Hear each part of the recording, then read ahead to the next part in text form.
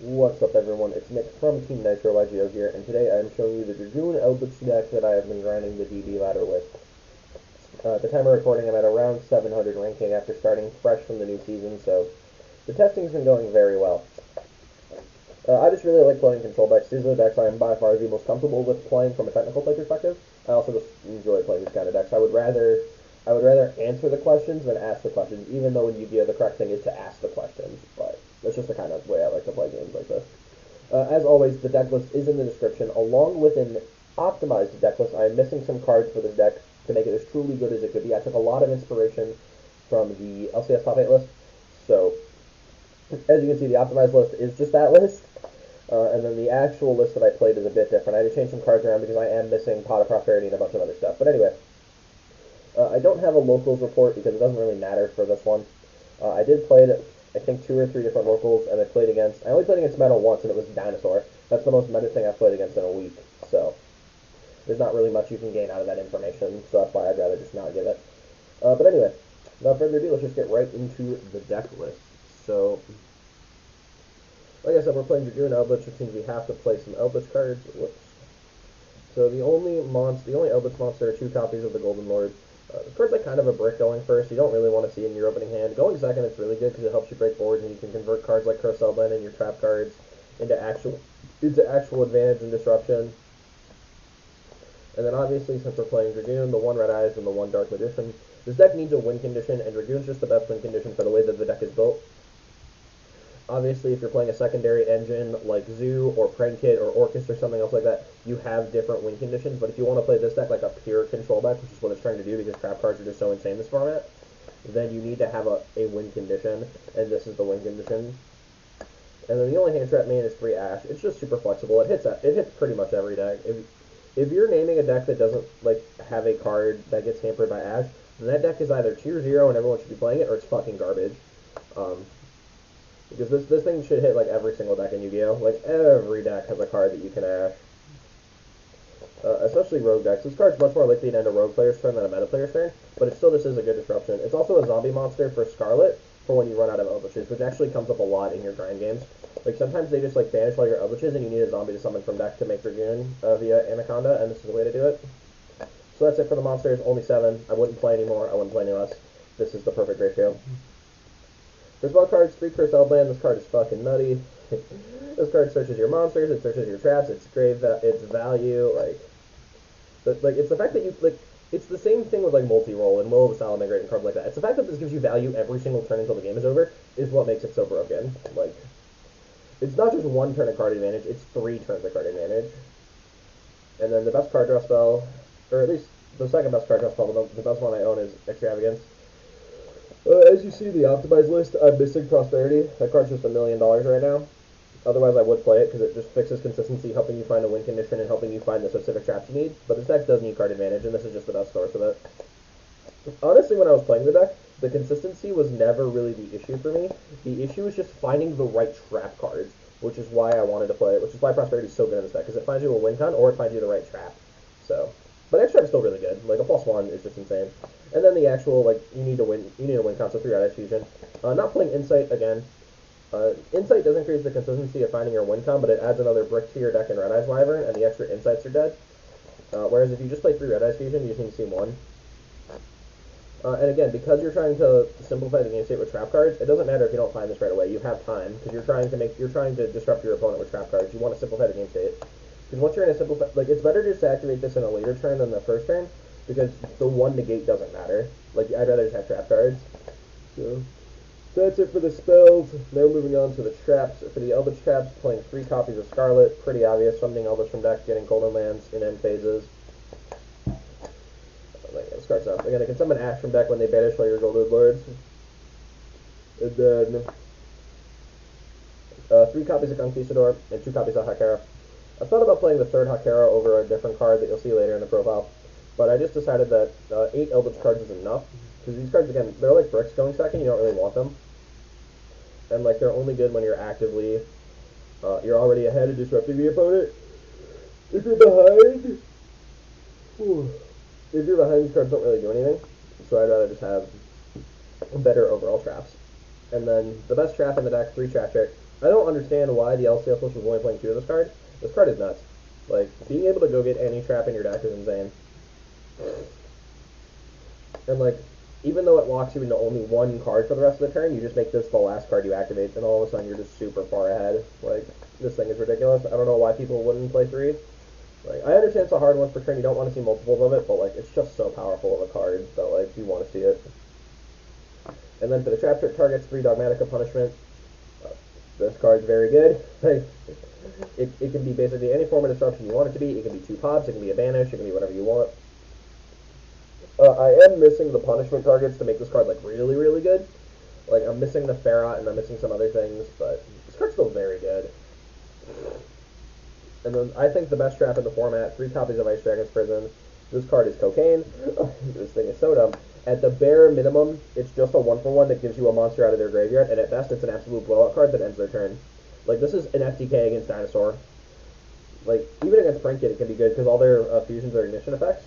So, like, on the summon of the fusion, if you just activate IDP and target the same type in their grave, so, like, if they summon Rocket, you summon, Lances, and you banish both, all of a sudden they're just down that resource. It's actually really good. But yeah, this card's an FTK against Dino, and even in, like, Lich Mirrors and stuff like that. Against Dragon, it's very good, because obviously you just, like, you target their Dragon, and you banish it in the Savage or whatever. Like, yeah, this card's nuts. 3 TT, this is the best trap against Prank Kid, because it just ends their turn.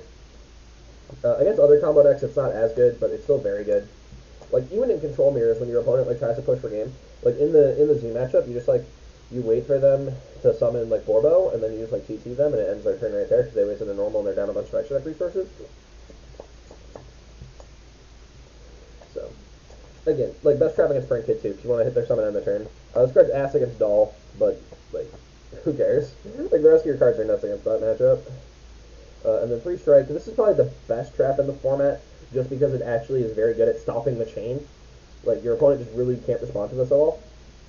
It's also the most flexible trap because it's able to interact with summons and effects, whereas a lot of these are only able to interact at certain times. Like, this can only interact if your opponent has a monster on board.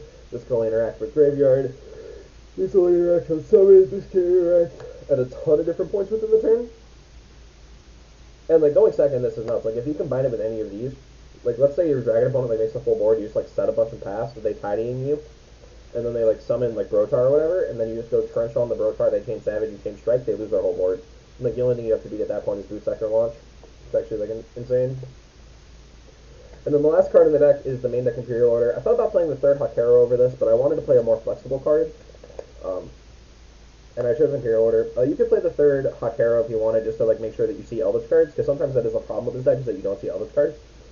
But this card is just so powerful. Like, it's just so powerful. Like, just ending turns. It's, like, you can out it yourself if you draw spells, because you can Lord Effect in Grave to out this and summon Lord back from Grave. Like, it's just, I think it's too good not to main deck in a control deck right now. Like, I would at least side it if I'm not maining it. Like, it's so good. Yeah, so that does it for the main deck. It's 40 cards. Like I said, look at the optimized list in the description down below. That's going to be the second dueling book link, and you can see what I want the list to look like and where the changes I would make. For the extra deck, 3 copies of Intis. This is your main punishment send, because you get to pop a card with the punishment, then you get to pop a card with this. And then your win condition, 3 Dark Dragoon. You have to play 3 because you want to make sure that you have 1 in extra deck for after your Prosperity or Extravagance. It sucks because I know this card is like $1 million, but you do what you got to do to play the deck. And then this is where, like, the rest of the changes are, because I don't have a lot of the extra deck. I don't have a Farragut, I don't have a BLS, and I don't have a second Anaconda. So, I'm playing Omega as another punishment send. This card's actually really good. Like, it actually came up a lot for me in a couple of my rounds. But, like, my opponent would have a resource engrave.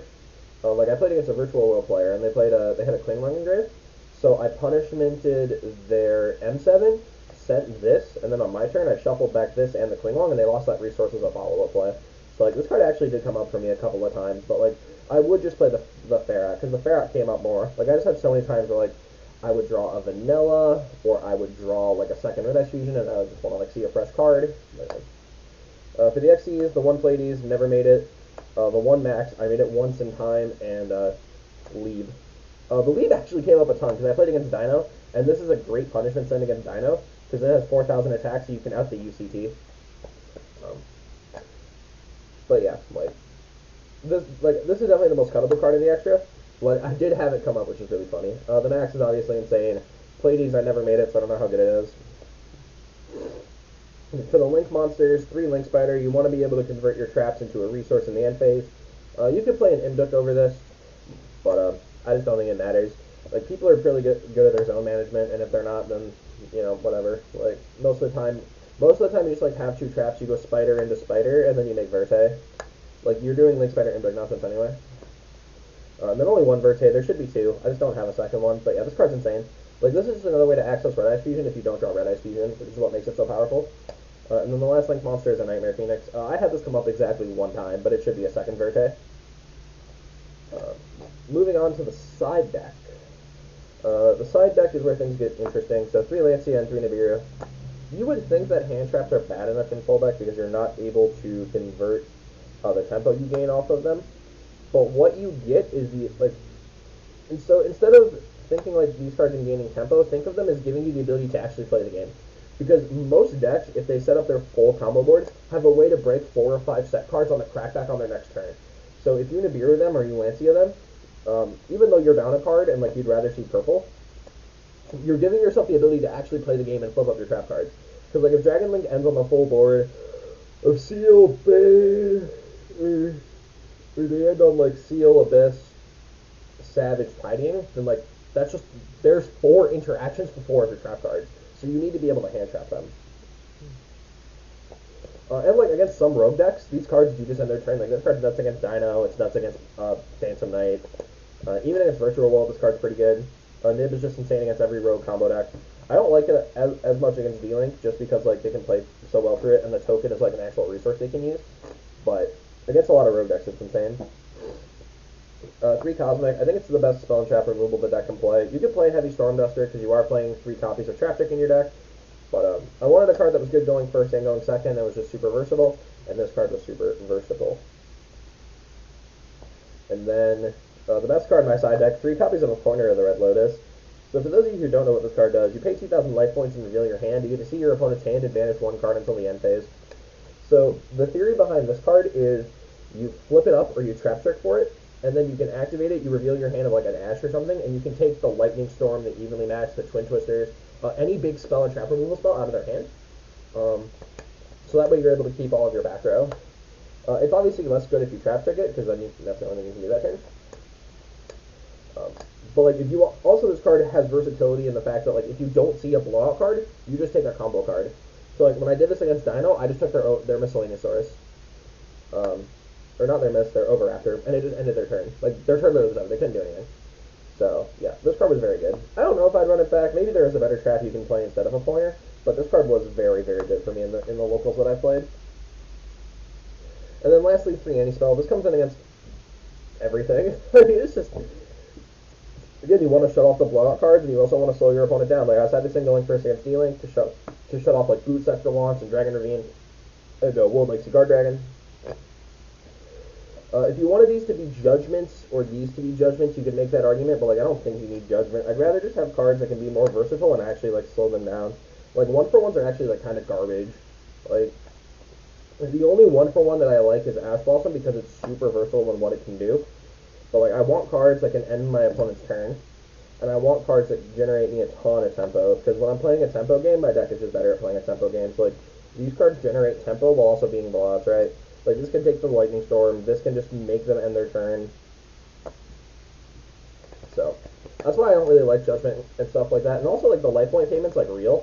Because, like, if you Judgment, and then you Anaconda, you're on 2k. Everything kills you at that point, so. But anyway, that is going to do it for my Dragoon Eldlich deck profile. Like I said, I'm having a ton of fun playing this deck. I've been grinding DD ladder with it. I think it's the best control deck in the format by far. I think you're just able to play the highest quality of card out of every control deck in the format, and you're also utilizing a win condition that's just really hard to interact with. You know, Dragoon can't be targeted, can't be destroyed. It has an Omni Negate and 2 pops with it. Like, the card is just fucking broken. So, like, I don't think it's the best deck, but again, I think it's the best control deck. I think this is definitely, if you want to play purple, and you want to play, like, good purple cards, I think this is the best way to do it. So like I said, the deck list is in the description down below, along with the optimized deck list. Also, my Facebook and Twitter are down there. Go follow me, go friend me, and I post cool stuff. And that is going to do it. My name is Nick from Team Nitro YGO, and thank you all for watching. I'll see you all in the next one.